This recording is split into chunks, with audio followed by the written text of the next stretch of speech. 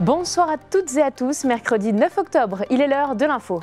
Le ministre des Armées s'est rendu en Haute-Marne hier pour célébrer les 60 ans des forces stratégiques. Une cérémonie militaire s'est déroulée à Colombey-les-Deux-Églises où un Mirage 4 a été installé. La protection animale devient de plus en plus complexe à Saint-Dizier. Alors qu'un nouveau refuge a été ouvert, des chiens et des chats sont toujours recensés en nombre dans nos rues. On fait le point dans ce journal. Un forum 100% dédié aux aidants. C'est ce que propose le comité local d'information et de coordination de Vitry-le-François. Ce sera dès demain, le 10 octobre, et on en parle avec nos invités à la fin de ce journal.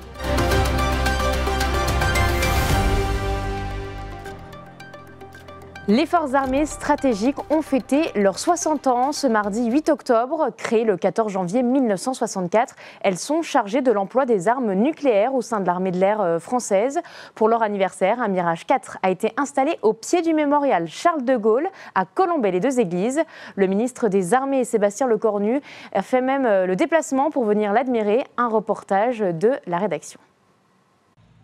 Il s'agit de son dernier vol. Ce Mirage 4, le numéro 55, effectue sa dernière mission.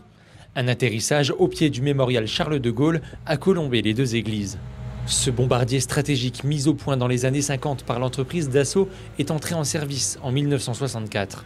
Cet avion est le premier vecteur de la triade de la dissuasion nucléaire française. Cette année, il a 60 ans. Alors pour l'occasion, il a été remis à neuf et installé en Haute-Marne. Un travail hors norme accompli avec des entreprises locales.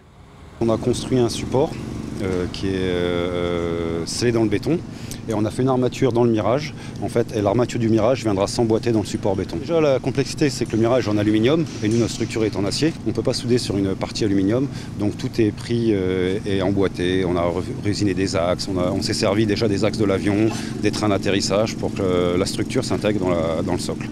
Long de 25 mètres, l'appareil ne pèse pas moins de 13 tonnes. Piloté par le Centre d'études stratégiques aérospatiales et la base aérienne 113, le projet de réhabilitation a été mené par 4 militaires volontaires. Des amis, aujourd'hui fiers de leur travail. Ils nous ont demandé si on était capable de réaliser ça en très peu de temps. On leur a dit on ne sait pas. Et finalement, on a bien réussi. Ça a pris beaucoup de travail sur le perso. Ça nous a pris beaucoup de temps. Une certaine émotion, hein. Le devoir accompli. Une mission qui a été menée parfaitement bien. Cette installation a été possible grâce à un partenariat entre l'armée de l'air et de l'espace, le conseil départemental et Dassault Aviation. Une cérémonie militaire s'est tenue au pied du Mirage ce mardi 8 octobre pour le 60e anniversaire des forces stratégiques. Et pour admirer le travail réalisé, le ministre des Armées, Sébastien Lecornu, a fait le déplacement. Il faut bien comprendre que ce Mirage devant le mémorial, et à la fois il a une fonction partenariale entre celles et ceux qui l'ont décidé, il y a une fonction symbolique historique au regard du gaullisme militaire, j'y reviens pas, mais il vient dire aussi quelque chose de la projection vers l'avenir. Le mémorial n'est pas là que pour entretenir la mémoire, il est là aussi pour dessiner une promesse pour demain, y compris pour le TANI, et qui vient projeter aussi toute une jeune génération. Beaucoup de collégiens, je pense, passent par ici.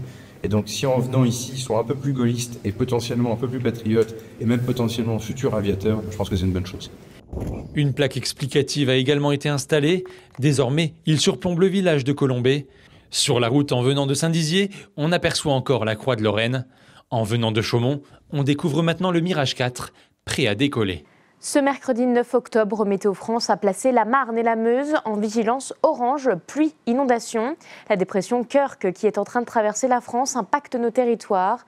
Les précipitations ont déjà engendré des cumuls de pluie allant de 10 à 20 mm au cours des dernières 12 heures. La pluie ne va pas cesser de tomber et le pic d'intensité devrait avoir lieu entre 20h et minuit. L'épisode pluvieux d'une durée de 12 heures environ va entraîner un cumul d'eau de 40 à 60 mm. Au cours de la seconde partie de la nuit, de mercredi à jeudi, ces averses devraient se décaler vers l'est. La vigilance est effective jusqu'au 10 octobre minuit. La prudence est bien sûr de mise. Le refuge de Saint-Dizier va être inauguré ce week-end, en travaux depuis 2 ans. Le bâtiment accueille de nouveau des animaux. Il est désormais géré par l'association Les Amis des Bêtes. Ce lieu n'est qu'une première étape dans la longue bataille menée pour la protection animale.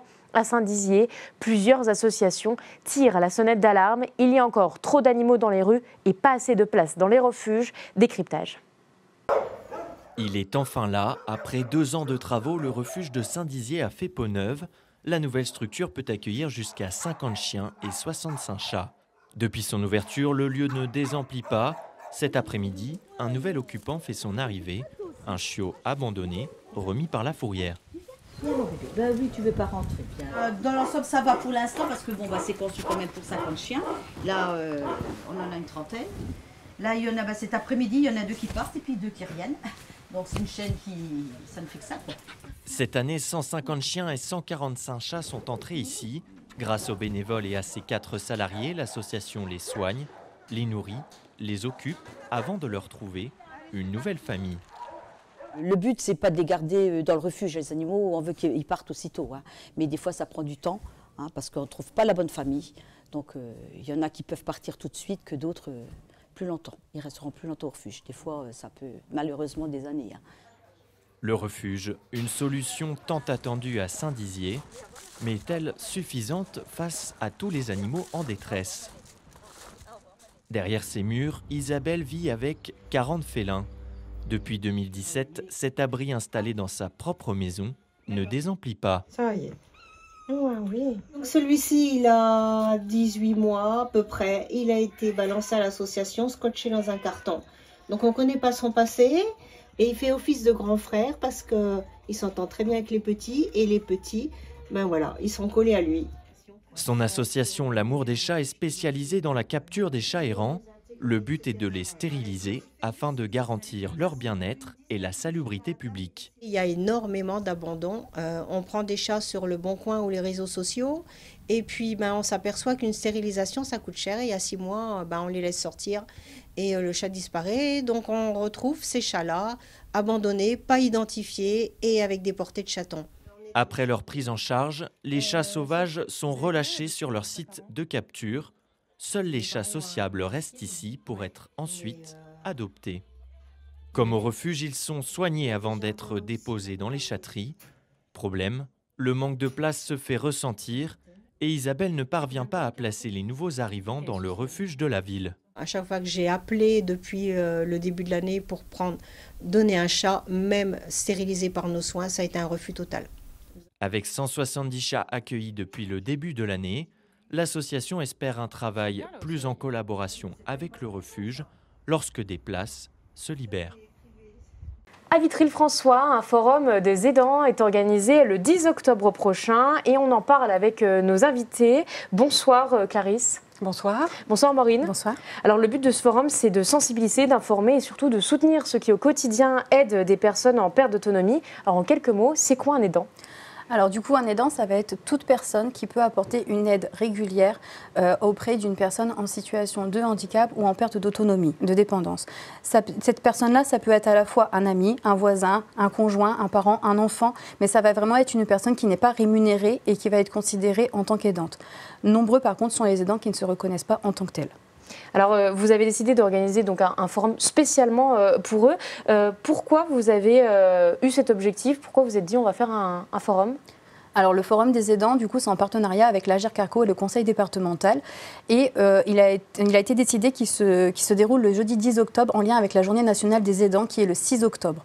Ce forum des aidants aura lieu du coup le jeudi. C'est aussi un jour de marché, donc c'est aussi un petit peu stratégique dans le sens où on va pouvoir justement toucher un maximum de personnes parce qu'il sera ouvert à tout public qui veut venir prendre des informations.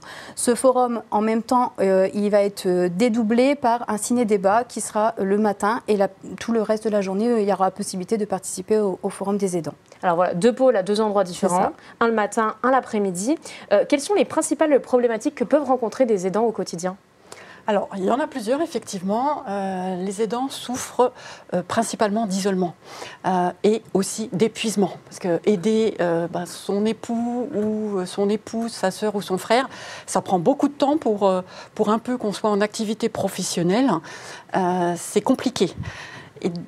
Et par conséquent, ils se retrouvent un peu seuls, ne sachant pas où aller. D'où l'intérêt de mettre en place ce forum des aidants. Alors, vous avez ce forum, mais vous avez aussi d'autres choses mises en place. Alors, nous, on accompagne au niveau de nos accompagnements individuels les personnes aidant aidées. Il existe des solutions de répit, mais je ne vais pas m'étaler aujourd'hui sur les solutions de répit parce qu'ils vont trouver toutes les informations au forum. L'idée, c'est de leur donner un endroit où ils ont accès à tout. Exactement, exactement.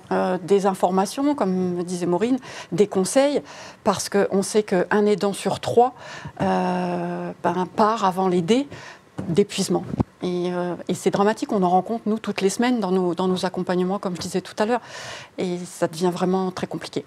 Alors pour vous, ce forum, c'est peut-être une solution. Qu'est-ce qu'on peut trouver dans ce forum? Quelqu'un qui est aidé, qui frappe à votre porte, il a accès à quelles ressources finalement? Alors, au niveau du forum, il va y avoir plusieurs stands. Il va y avoir aussi un temps dédié à la relaxation avec une sophrologue et un temps dédié à l'art-thérapie. C'est des ateliers qui permettent de prendre du temps à soi.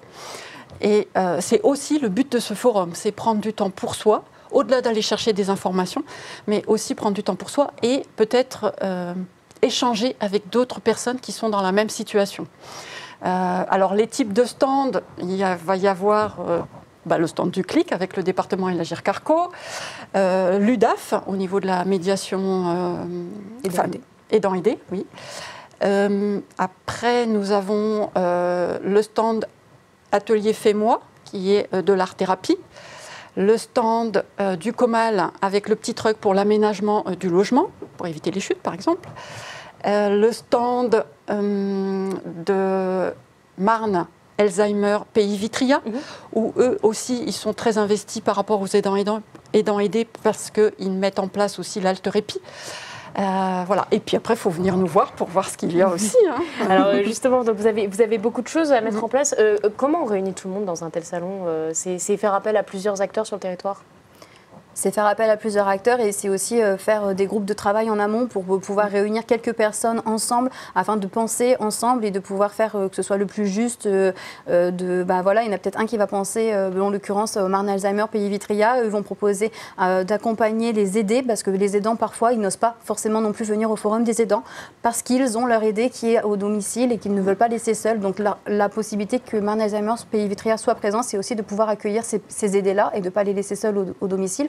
Donc c'est vraiment tout ça, c'est un maillage de professionnels qui pensent ensemble et pour les aidants. Alors dernière question, au-delà des aidants familiaux, il y a aussi les professionnels de santé. Est-ce que c'est un forum qui leur est dédié ou est-ce que c'est plutôt centré sur les proches ? C'est plutôt centré quand même au niveau des aidants, on va dire familial, enfin les personnes qui sont aidantes, mais plus au niveau privé dans la famille. Après, par contre, il est vrai que certains professionnels de santé peuvent quand même venir se greffer au forum des aidants s'ils veulent venir récupérer des informations pour eux dans leur accompagnement ou autre, au niveau de la posture, quelle posture à adopter, des choses comme ça. Le forum leur est bien évidemment ouvert. Et il faut savoir aussi qu'on n'est peut-être pas aidant aujourd'hui, mais on le sera peut-être demain. Enfin voilà, donc c'est peut-être pas tout de suite dans leur niveau professionnel, mais peut-être que ça leur servira aussi au niveau personnel dans quelques temps. C'est de la sensibilisation pour plus tard pour Oui, c'est la prévention. La prévention. Tout à fait, oui, exactement. C'est le but de ce forum. On note la date, le 10 octobre, c'est à partir de quelle heure? Alors, le matin, 10h, 12h, ciné-débat, avec animation par le docteur Melouli, médecin gériatre. Puis, il y a un moment de convivialité où on propose un repas. Offert. Voilà. Et ensuite, le forum est ouvert à partir de 14h, 17h. Voilà. Rue Sainte-Barbe, à Vitry-le-François. Et bien, tout est noté. On a pris les informations. Merci d'avoir été avec nous. Merci à vous. C'est la fin de notre édition. Merci de nous avoir suivis. Tout de suite, la météo. L'information continue sur Puissance Télévision. Bonne soirée.